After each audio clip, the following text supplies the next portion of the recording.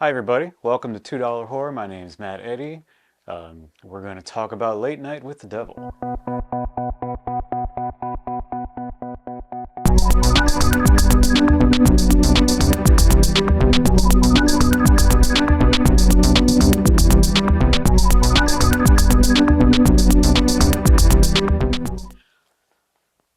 So last night, Leah and I had our friends Parker and Erica over to eat ribs and watch some horror movies. Once a month, generally, we get together and we watch a bunch of either stupid movies or horror movies, whatever strikes our fancy. We knew we were going to be watching Late Night with the Devil, so we had this triple feature of similar movies. They're all kind of the same novelty in that they're like supposedly real TV Halloween specials. So we watched Late Night with the Devil, we watched 1992's Ghostwatch, put on by BBC, and the WNUF Halloween Special, which was made sometime in the 2000s, but supposed to take place in 1987. And these movies all had like a similar vibe, though they were accomplishing different goals, I think. Late Night with the Devil, of course, is a proper movie, but it's presented as a found footage kind of horror movie, in that it's this failing TV show host's like last bid at saving his show. He's never been able to compete with Carson and all that, so this is like found footage from the last episode of the show where all this crazy shit happens. And Ghostwatch was put on by BBC as just a fun Halloween special, but it's been compared to Orson Welles' War of the Worlds radio special because it was presented as a real and live paranormal investigation by the BBC. But of course it was recorded weeks in advance, but a lot of people didn't catch on, so they had this record number of phone calls that went into their switchboards, like apparently 1 million calls, and you know, this 50-50 mix of complaint and praise. And then the WNUF Halloween Special is just this super fun. It's like you're watching a VHS. They have all these fake commercials. Everything takes place in the 80s, and they do a really good job of making it feel like 80s television. If you were alive in the 80s, you know, and you were old enough to comprehend what you were watching, at least. I was born in the 70s. So I was a little kid in the 80s, but I have fond memories of stuff like this, from just all the local commercials, and you know, you got your local reporters on the scene at this apparently haunted house. I think it's a rectory, and you know, they're gonna go in and see what they can see, and of course all these wild things happen. But first, let's talk about Late Night with the Devil. Live from UBC Studios in New York City, it's Night Owls with Jack Delroy. Joining us on our spooky Halloween special, Chris Dew, Carmichael Hay, Dr. June Ross Mitchell with the subject of her new book, Lily. Okay, so we follow TV host Jack Delroy. He's the host of this late night talk show called Night Owls, and he's been on for 5 years, and you know, he's had up and down ratings. He's always wanted this stardom. This is kind of his last bid for it. Ratings have been falling. He's had some personal trouble, as the movie will go into. Right in the beginning, we get this recap narrated by none other than Michael Ironside.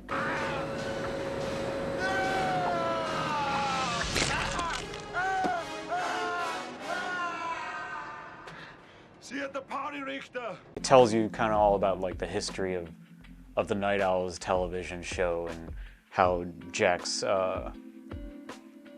rise to fame, you know, earned him all these connections with rich and powerful people. He got involved with the Bohemian Grove thing. I mean, you know what I'm talking about, when all those rich assholes get together in the woods and do a bunch of stupid shit in masks and whatever. He gets in with them. His wife dies unexpectedly. Well, not quite unexpectedly. She got sick, and she dies. And this is kind of where we're picking up with Jack Delroy. His wife has been dead for a year. The ratings on his television show have been falling, and this is it for him. This is Halloween night 1977. A desperate Jack plans an episode he hopes will turn his fortunes around. Let's get the audience in, guys. He's got some special guests planned. It's just bound to be a fantastic show, and everybody's hoping that this saves it for them, because otherwise that's it for them. They all got this feeling that it's now or never. You know, everything's riding on this show. So right away we meet Jack's number 2, Gus. You know, he stands off to the side with the band, and he makes some one-liners and stuff like that. Brings on his first guest, Christou, played by Fazil Bazzi. I hope I said that right. I'm not sure. Here's how you spell it. He's like your average television psychic. He's like a Miss Chloe type or whoever. You know, he goes out and he does his cold read. He's like, I'm picking up a... Hearing the name Peterson. Peterman? What? I'm sorry. Sir, you up there? Yeah. Okay, sir. You can stand up back there. Thank you. Hi, Mr. Peterson. No, my wife's maiden name was Peterman. Yes, that is it. Peterman. You know, he does this whole thing, and there's this cute bit with the guy in the crowd who messes with him a little bit. And Your wife has crossed over, see? You could say that. She ran off with my neighbor 5 years ago. Sorry. finally, you know, he appears to do something, but then he has this big freak out. You can tell things aren't. This isn't part of the show that he's taken on the road. This is a real psychic link with the dead that he's having. Friends of our show who always. Christy. Something very intense here. Perhaps are we getting another message from Edmund? No, this is... They cut to commercial because it's just gotten too uncomfortable and too disturbing for the audience. This is the first time, I think, where you see they cut to commercial bits and there's like black and white footage, and I guess somebody was just documenting this night, perhaps. I don't know. The audio is a little too good in these moments. Everything is just too well produced for it to be just like somebody sneakily with a camera watching everybody have these candid off-camera conversations. But it helps drive the story along. It helps us get to know the characters. So we're running long, late to break. Okay, but we're not bumping Cleo again. Well, we'll try to make up some time. Oh, don't look now. But Cavendish's new vice president of marketing and his wife are sitting in the front row with the head of airtime. You're looking directly at them. I don't understand that.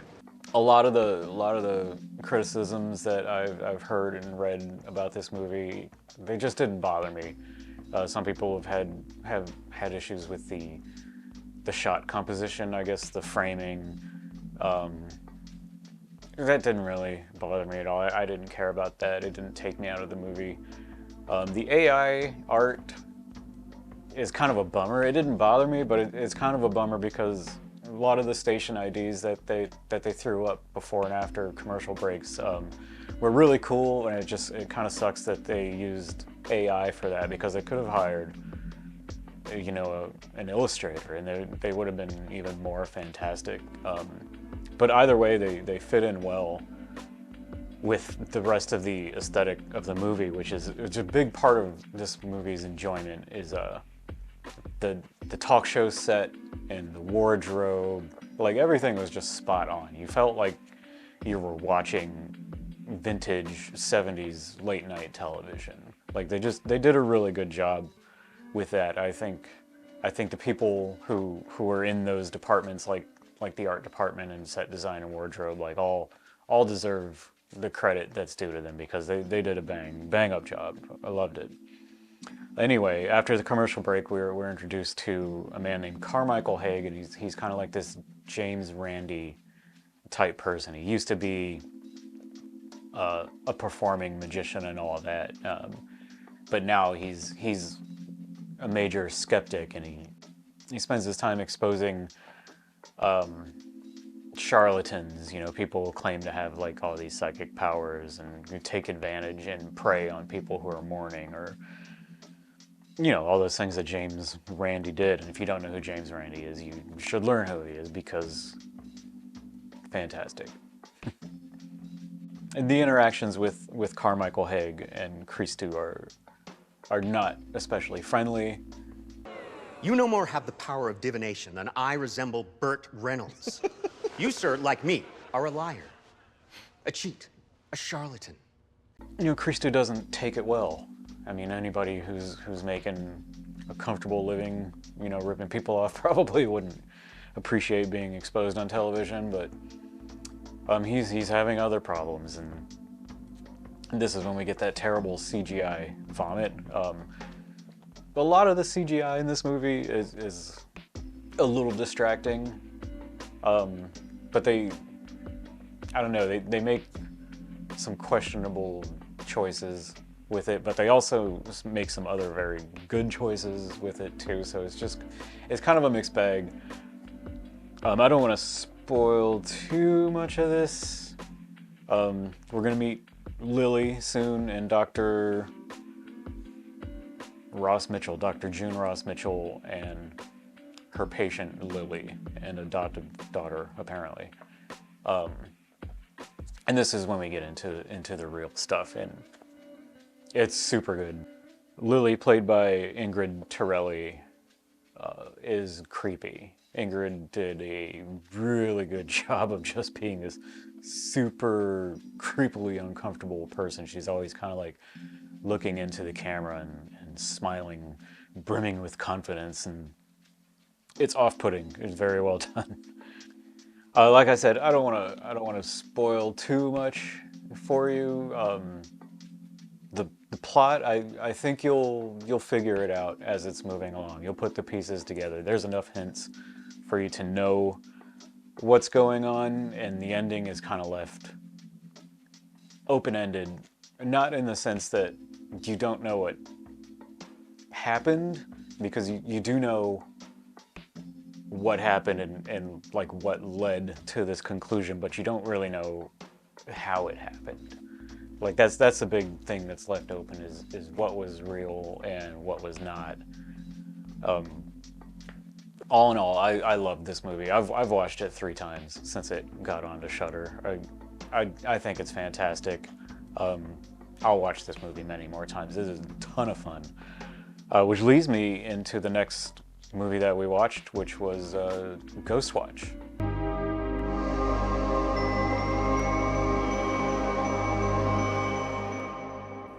The program you're about to watch is a unique live investigation of the supernatural. It contains material which some viewers may find to be disturbing. This was a BBC Halloween special. It was presented as a live event, a live news event, but they'd recorded it weeks ago, you know, weeks in advance. And we follow, you know, we're in the studio with the host Michael Parkinson and Dr. Lynn Pascoe. She's like a paranormal scientist of some kind. I'm joined in the studio by Dr. Lynn Pascoe to give her expert technical advice. Out in the field, we have correspondent Sarah Green. She's going to enter the home of the single mother and her 2 daughters who claim to have been terrorized by this poltergeist, Mr. Pipes. If you're familiar with the Enfield poltergeist, if you've seen The Conjuring 2, which was based on the Enfield poltergeist, this story is going to be pretty familiar to you. That's pretty much what's going on in this house. I said it was pipes, you know, it's central heating. So afterwards, whenever Kim heard something, she'd say, "It's pipes. Pipes is here." It all seems harmless enough. There's a pretty long time in this movie where not much is happening. You're really getting to know this cast of characters. You have the mom and the 2 daughters, and you have Sarah, the correspondent, the investigative journalist, I guess, who's going into the house to interview them, and you know, she's got her little her little crew, which consists of a cameraman and a sound guy. Back in the studio, you have the host, and you have Sarah's husband, reporter Mike Smith, or maybe he's just an anchorman, Mike Smith. He's there manning the phones and everything. So this is just put on like a news special. They did this kind of thing all the time in the 90s, where they have like an hour-long news special. You had these different locations where you're in the studio, and then you're out in the field, and you're interviewing people on the street. And this is pretty much what they were doing here. But none of this was real. It was presented as a real thing, but of course it isn't. Predictably, the ghostly occurrences start, and they just escalate as the movie goes on. Camera range, right in the corner of the room. Can we cut to the hall camera? No, sorry, the landing camera. You know, the daughter talks about how Mr. Pipes is telling her to do this and do that, and that's the name of the ghost, and he lives in this stair cubby, I guess. You know where Harry Potter lived with the Dursleys under the stairs. They had the same thing in their house, and they confusingly refer to it throughout as a glory hole. My ex-husband, used to develop his own photos in a dark room under the stairs. The glory holes, we used to call it when I was a kid. Anyway, people are calling into the show. I mean, they're all actors, of course, but they're taking phone calls back at the studio, and every time this happens, we learn a little more about like the history of the house or Mr. Pipes himself, until it all culminates in the end with Mr. Pipes taking over the television studio, and like everything's just going wrong. No, I'm not going. I'm not going. Get the link back. Get the link back. Somebody can get the link back.